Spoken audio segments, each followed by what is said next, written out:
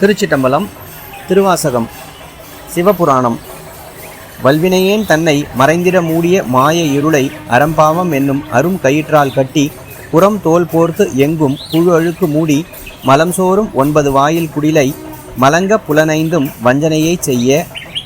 இதன் பொருள், கொடிய வினையில் சிக்குண்டிருக்கும் என்னை மறைத்து மூடிய மாயையாகிய இருளினை செய்ய தகுந்தது செய்யத்தகாதது என்னும் விதிகளால் கட்டி மேலே ஒரு தோலும் சுற்றி கெட்டுப்போவதாகவும் அழுக்கினை உடையதாகவும் உள்ள திசுக்கள் நிறைந்து மலத்தினை வெளியேற்றும் 9 துளைகள் உள்ள வீடான இவ்வுடலை வைத்து கொண்டு மயங்கி நிற்க 5 புலன்களும் ஏமாற்ற. திருச்சிட்டம்பலம்.